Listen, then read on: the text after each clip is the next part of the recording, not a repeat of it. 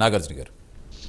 Sir ఇందాక పెద్దలు చెప్పిన మాట మంచి పాయింట్ సార్. ఎందుకంటే నిజాయితీగా బిజినెస్ చేసే వాళ్ళని మనం గౌరవించాలి. కానీ ఇక్కడ జరగట్లా. ఇందాక పెద్దలు అన్నప్పుడు టాటా గారిని కానీ లేదంటే విప్రో వాళ్ళు ఎవరిని గౌరవించట్లేదు సార్. ఎవరిని గౌరవిస్తున్నారంటే అదాని అంబానీ వీళ్ళని మాత్రమే గౌరవిస్తున్నారు సార్. ఎందుకని వీళ్ళు నరేంద్ర మోదీకి చాలా దగ్గరస్తులు కాబట్టి, ఎక్కువ పార్టీ డొనేషన్లు వీలే కాబట్టి, కొన్ని రాష్ట్రాలు ఆల్మోస్ట్ ఎలక్షన్ ఖర్చు మొత్తం వీలే పెడుతున్నారు కాబట్టి వీళ్ళకి ఎక్కువ న్యాయం జరగాలని చూస్తున్నారు. వాళ్ళకే గవర్నమెంట్ టెండర్లు కానీ, ఎయిర్పోర్ట్లు కానీ, మైనింగ్ కానీ, వాట్ ఎవర్ మేబీ ఏది ప్రభుత్వం తరపున ఏ ఉంటే లైసెన్స్ సహా ప్రతి వాళ్ళకే వేస్తుంది సార్. ఇందాక జనసేన సోదరి మాట్లాడుతూ 20% 30% కంపెనీలు వచ్చిన ప్రాఫిట్ని ప్రజల కోసం ఖర్చు పెట్టలేదని చెప్తున్నారు. 20% 30% కాదు సార్, అది 2% సిఎస్ఆర్ ఫండ్స్ నుంచి మాత్రమే ఖర్చు పెట్టాలి సార్. 20% 30% ఖర్చు పెట్టాలని చెప్పి ఎక్కడ మన రూల్స్ కానీ ఎక్కడ మనం లాగాని చేయాలి. జస్ట్ 2% మాత్రమే సిఎస్ఆర్ ఫండ్ ట్రాన్స్ఫర్ చేసి వాళ్ళ ప్రాఫిట్లో అది మనకి ప్రజలు ఖర్చు పెట్టాలి సార్. అది ఇందాక కూడా నేను ఎందుకు చెప్తున్నాను సార్, ఇది 7.5% ఆఫ్ ద నెట్ ప్రాఫిట్ మాత్రమే పొలిటికల్ పార్టీకి డొనేట్ చేయాలని ఎందుకు రూల్ పెట్టారంటే, మీరు బ్లాక్మెయిల్ చేసి బెదిరించి ఉన్న డబ్బులు మొత్తం తీసుకోకూడదు, వాళ్ళ వ్యాపారం వాళ్ళు చేసుకుని మరి అంత ఈ రూల్స్ ఎందుకు పెట్టారంటే ప్రజలు మంచి కోసమే పెట్టారు సార్. బీజేపీ వచ్చిందో అది మార్చింది సార్. ఇంకొక లా మీకు చెప్పాలి సార్. జనరల్గా ఫారిన్ కంపెనీస్ కానీ లేదంటే ఫారిన్ సంబంధించిన సబ్సిడరీ కంపెనీస్ ఇండియాలో ఉంటే కానీ వాళ్ళు పొలిటికల్ పార్టీకి ఎట్టి పరిస్థితుల్లో ₹1 కూడా డొనేట్ చేయకూడదు సార్. ఎందుకు డొనేట్ చేయకూడదు అంటే మన దగ్గర ఇండియా కంటే ఫారినర్స్ దగ్గర ఎక్కువ డబ్బు ఉందని అందరికి తెలుసు. వాళ్ళు కనుక డొనేట్స్ కనుక పొలిటికల్ పార్టీస్ కనుక యాక్సెప్ట్ చేస్తే ఆ దేశం ఎజెండానో కానీ లేదా వాళ్ళ కంపెనీ సంబంధించి ఇంకోటి మనమే బలవంతంగా రుద్దుతారు. కాబట్టి అలాంటివి చేయకూడదని కాంగ్రెస్ ప్రభుత్వం బల్లగుత్తి ఆ ప్రొవిజన్ పెట్టింది సార్. కానీ బీజేపీ గవర్నమెంట్ వచ్చిన తర్వాత తీసేసింది సార్. అంటే వీళ్ళు ఎంత దారుణంగా లాస్ని వాళ్ళ ఇష్టానుసారంగా మార్చి ఇచ్చేసారు చూడండి సార్. అంత ఇది చేస్తున్నారు సార్. జనరల్గా ఒక బ్యాంక్కి వెళ్ళి మీరు ₹1,00,000 2 లక్షలు డొనేట్ చేస్తే లేదా ఒక 10 లక్షలు మన అకౌంట్లో కనుక వేసుకుంటే ఒక ఫార్మర్ కానీ అడుగుతారు బ్యాంకరు, ఈ డబ్బు నీకు ఎక్కడి నుంచి వచ్చింది, దీనికి ఇన్కమ్ ట్యాక్స్ పే చేసావు లేదా, ఏ పంట ఆ రిసిప్ట్ లేదని బ్యాంకర్ మేనేజర్ కానీ అకౌంటెంట్ కానీ అడుగుతారు సార్. కానీ ఈరోజు పొలిటికల్ పార్టీకి వేల కోట్ల డబ్బులు ఇస్తున్నా కానీ ఇందాక బాండ్స్ ప్రకారం రూపంలో ఇస్తున్నా కానీ వాళ్ళు 100 కోట్లు ఇచ్చినా 200 కోట్లు, ఇందాక గేమింగ్ కంపెనీ 1,300 కోట్లు డొనేట్ చేస్తుందంటే వాళ్ళకి ఎక్కడి నుంచి వచ్చింది, మీరు దీని ఇన్కమ్ ట్యాక్స్ పే చేశారు లేదా, మీ రిసిప్ట్స్ ఏంది, పేమెంట్స్ ఏమడగదు సార్. ఏమడదు, డైరెక్ట్ తీసుకోవటం ఇవ్వటం. అంటే ఇది ట్రాన్స్పరెన్సీ అనేది కాంగ్రెస్తో పార్టీతో పాటు రిమైనింగ్ పార్టీలు కూడా క్వశ్చన్ చేస్తుంది సార్. కానీ గవర్నమెంట్ అదే కోర్టు ఇవి కొట్టేయడం చాలా మంచి సూపర్ ఇది సార్, మంచిది.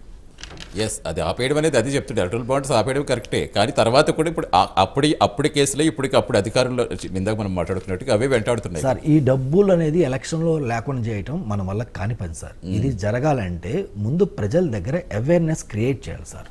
పోయిన ఎలక్షన్లో మేము గ్రౌండ్ స్థాయిలో చూస్తే చాలామంది చదువుకున్న డబ్బులు తీసుకోలేదు సార్. అంటే చదువు లేని వాళ్ళు తీసుకోలేదంటే అది నేను చూడలేదు. కానీ చాలామంది చదువుకున్న వాళ్ళు ఏంటంటే లేదు మాకు ఏపీలో సార్, ఎస్పెషల్లీ ఏపీలో చదువుకున్న వాళ్ళు చాలామంది డబ్బులు తీసుకోలేదు సార్. ఎలా అంటే వాళ్ళకి అవేర్నెస్ క్రియేట్ అయింది. మీరు ఇచ్చేది 2,000, ఈ 2,000తో మేము ఏం చేసుకోను, కనీసం ఒక పార్టీకి ఇవ్వడానికే 2,000 ఒక మూలకు రావు కదా, ఈ 2,000 తీసుకున్నారు, మీరు ఎమ్మెల్యే అవుతున్నారు, సీఎంలు అవుతున్నారు, వేల కోట్లు సంపాదిస్తున్నారు, అసలు ఏది ఏపీ డెవలప్ కూడా అట్లా రాజధాని లేదు, రోడ్లు లేదు, మీకు ఎందుకు ఓటేయాలని చెప్పి వాళ్ళు రియలైజ్ అయ్యి డబ్బులు తీసుకో చాలా మంది ఓటేశారు సార్. బికాస్ ఆఫ్ ఇది ఎలా ఇదైందంటే కేవలం వాళ్ళకి ఎడ్యుకేషన్ ఇవ్వటం వల్ల, వాళ్ళు మోటివేట్ చేయడం వల్ల, అవేర్నెస్ క్రియేట్ చేయడం వల్ల అవుతుంది సార్. కొన్ని దేశాల్లో మనం చూస్తే సార్ ఎలా ఉంటుందంటే, అంటే ఎస్పెషల్లీ కొన్ని దేశాలు ఏంటంటే వాళ్ళు ఎటువంటి ఇన్స్టిట్యూషన్ దగ్గర ఆర్ పర్సన్ దగ్గర పొలిటికల్ పార్టీ ఫండింగ్ తీసుకోకూడదు సార్. వాళ్ళు ఏం చేయాలంటే వాళ్ళకి 100 ఓట్లలో బీజేపీ కనుక ఒక 50 ఓట్లు వచ్చిననుకోండి, ఇంత ఫండ్ అని ఒక గవర్నమెంటే సంథింగ్ ఆర్గనైజేషన్ గవర్నమెంటే ఇంత ఫండ్ అని క్రియేట్ చేసింది సార్. ఆ ఫండ్లో వాళ్ళకి వచ్చిన ఓటు పర్సంటేజ్ పెట్టి పొలిటికల్ పార్టీకి పంచింది ఎలక్షన్ ఖర్చుల కింద. అలానే చేయాలి సార్, అలా చేయాలి. కానీ ఇంకా చూస్తే సార్ పొలిటికల్ పార్టీ ఎక్స్పెండిచర్లో లిమిట్లు ఉంటాయి సార్. ఒక క్యాండిడేట్ ఇంత మాత్రమే ఖర్చు పెట్టాలి, నిబంధనలు ఉంటాయి సార్. కానీ పార్టీ ఇంత మాత్రమే ఖర్చు పెట్టాలని ఎక్కడ నిబంధన లేదు సార్. అంటే ఇలాంటి కొత్త లాస్ని మనం తీసుకురావాలి సార్. తీసుకొచ్చి ప్రజలు అవేర్నెస్ క్రియేట్ చేస్తే తప్పించి ఈ ఎలక్షన్ న్యాయాలు ఎప్పుడు కూడా నిబంధనలు విధిస్తూనే ఉంటాయి, కానీ ఎంతవరకు పాటిస్తున్నాం అనేది కదా ప్రశ్న. అవును అదే సార్, కేవలం అవేర్నెస్ వల్లే సార్ ఇవన్నీ జరుగుతాయి. అవేర్నెస్ కనుక మనం క్రియేట్ చేయలేదు. ఎందుకంటే ఈ రాజకీయ పార్టీలు అంటే ఏ పార్టీ అయినా సార్, నేను ఓపెన్గా చెప్తున్నాను, రాజకీయ పార్టీలు అవేర్నెస్ అని క్రియేట్ చేయట్లా. మేము డబ్బులు ఇస్తాం, మీరు మాకు ఓటేయండి, మేము డబ్బులు ఇస్తాం, ఇదిగో అంటే క్రిక్ ప్రోకో అని చెప్పాలి సార్ ప్రజలకు కూడా. శివపార్వతి గారు, ఇందాక నాగార్జున గారు ప్రస్తావించినట్టు కార్పొరేట్ కంపెనీలకి ఇచ్చే డొనేషన్ పరిమితిని మోదీ సర్కార్ తీసేసిందండి.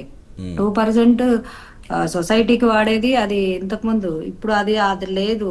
కార్పొరేట్ వాళ్ళు అన్లిమిటెడ్ గా ఎంతైనా ఇవ్వచ్చు అనేది మనకు అమెండ్మెంట్ తీసుకొచ్చారు సెంట్రల్ గవర్నమెంట్ గత టర్మ్ లో. ఆయన 20%, 30% అంటే కాదని అంటున్నారు కదా, దానికి నేను ఎక్స్ప్లెనేషన్ ఇస్తున్నాను. ఇందాక మీరు అన్నారు కదా మా ప్రజలకి ఎంత ఖర్చు పెట్టాలి కంపెనీస్ అన్నారు కదా, ఆ లిమిట్స్ లేవని చెప్తున్నాం. 2% ఉంది పొలిటికల్ పార్టీ. సో ఇది అమెండ్మెంట్ మోదీ సర్కార్ తీసుకొచ్చింది. So what ever it may be, Congress వాళ్ళ బాధ ఏంటంటే ఇప్పుడు ఎస్బీఐలో బాండ్స్ కొనుక్కుంటారు, మా ఎలక్ట్రల్ బాండ్స్ కొనుక్కుంటే దాని డీటెయిల్స్ ఎస్బీఐ దగ్గర ఉంటుంది. ఏదైతే అధికారంలో ఉంటుందో పార్టీ ఆ కేంద్రానికి ఎస్బీఐ దగ్గర ఎంత ఎలక్ట్రల్ బాండ్స్ ఉన్నాయి అనే డీటెయిల్స్ ఉంటాయి, సమాచారం ఉంటుంది.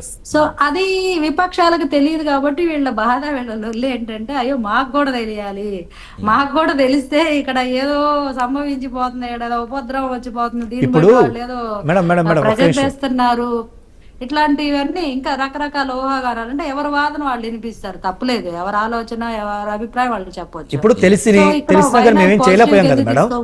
ఒక నిమిషం మేడం, ఒక నిమిషం మాట్లాడడం నేను డిస్టర్బ్ చేసిన తర్వాత నేను మాట్లాడిన దానికి తర్వాత మీరు ఇప్పుడు సో ఆయన ఒకటి చెప్తున్నారు, ఈ డీటెయిల్స్ అంతా గోప్యంగా ఓన్లీ అధికారంలో ఉన్న పార్టీకే తెలియడం వల్ల వాళ్ళు థ్రెట్ చేస్తారు, మాకు ఇంకెక్కువ ఇవ్వండి, లేకపోతే వాళ్ళ మీద రైట్స్ జరగవున్నదా. How can you say that? మీరు ఎలా చెప్తారు? ఏమో కేంద్రం ప్రతి ఒక్క ఆర్థిక వ్యవస్థలో జరిగే విధి విధానాల్లో ఖచ్చితంగా ట్యాక్స్ గురించి ఎవరు ట్యాక్స్ పేయర్స్ ఉన్నారు, ట్యాక్స్ ఎవరు పే చేయట్లేదు, ఏ కంపెనీలు ఎంతెంత డొనేషన్స్ ఇస్తుంది, ఇంత డొనేషన్ ఇవ్వగలిగే కెపాసిటీ ఉన్న వాళ్ళు ఎంత ట్యాక్స్ పే చేశారని చూడట్లేదని మీరేమి వచ్చి వాళ్ళనేమి చేయట్లేదు కదా, వెనకుండా ఏమన్నా మీరే చెకింగ్లు చేయట్లేదు కదా. ఖచ్చితంగా ట్యాక్స్ వసూలు చేసేటప్పుడు హైయెస్ట్ ట్యాక్స్ పేయర్స్ కంపెనీస్ ఏ ఉన్నాయి అనేది చెక్ చేస్తారు. ఇంత బాండ్ వీళ్ళు ఎలక్ట్రాల్ బాండ్ ఎంత ఇస్తున్నారంటే వీళ్ళ ప్రాఫిట్ ఇంకెంత ఉందో దాని మీద ఖచ్చితంగా ఈడీ ఎంక్వైరీ అనేది ఖచ్చితంగా ఉంటది.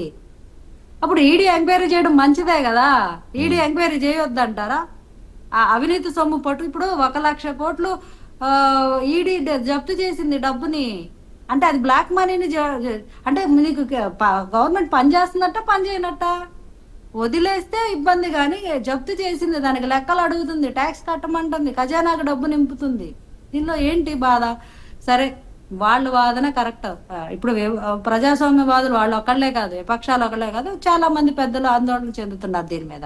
మేమేం కోరుకుంటున్నామంటే కేంద్ర ప్రభుత్వాన్ని కానీ సుప్రీంకోర్టు చెప్పింది కూడా సమాచార హక్కు ఉల్లంఘన ఉంది కాబట్టి ఏవైతే ఈ బాండ్లు విక్రయం జరుగుతుందనేది అందరికీ తెలిసే విధంగా పెడితే ఏ గోళ ఉండదు. ఎవరు అదొకటి అందరూ డిమాండ్ చేస్తున్న విషయమే. దాన్ని తీసుకా కూడా బీజేపీ ప్రభుత్వం ఆలోచన చేస్తుంది. సో ఇప్పుడు అసలు ఎలక్ట్రల్ బాండ్స్ తీసుకురావడానికి మెయిన్ ఉద్దేశమే కరప్షన్ ని కంట్రోల్ చేయడానికి, బ్లాక్ మనీని కంప్లీట్ గా నిరోధించడానికి. ఇంతకుముందు ఏంటి, క్యాష్ రూపంలో విరాళాలు ఇచ్చేవారు, ఎవరెవరు ఎంత ఇచ్చేవాళ్ళో తెలియదు. అది ఇప్పుడు ఫర్ ఎగ్జాంపుల్ 22-23 సంవత్సరంలో బీజేపీ 2,300 కోట్లు విరాళం వస్తే దాంట్లో 1,300 కోట్ల electoral bonds. So it's white complete details ఉంటున్నాయి ఎక్కడి నుంచి 1,300 కోట్లు వచ్చినాయి. అదే ఇంతకు ముందు పరిస్థితి ఏముండేది, 2,300 కోట్లు ఒక లెక్కపత్రం లేకుండా ఎవరో వచ్చి క్యాష్ ఇస్తారు, తీసుకుంటారు, అదంతా బ్లాక్ లో ఉండేది. సో దానికి ఒక ట్యాక్స్ ఎగ్జంప్షన్ కూడా ఉండేది కాదు. సో ఇప్పుడు అలాంటి అంటే కొంతలో కొంత సంహవ్ బెటర్ కదా, ఎలక్ట్రల్ బాండ్స్ ఇవ్వడం వల్ల అది అందరికి తెలియడం వల్ల, అది ఆన్లైన్ లో ఎస్బీఐ దగ్గర డీటెయిల్స్ ఉంటాయి కాబట్టి వీళ్ళు అడిగింది విపక్షాలు కానీ ఎవరు అడిగినా కూడా అది సమంజసమే. అందరికి ఇన్ఫర్మేషన్ అందుబాటులో పెట్టాలనేది కూడా అది మంచి విషయమే. దాన్ని కూడా కేంద్ర ప్రభుత్వం కాదనేమి అనట్లేదు, అలా చేయకుండా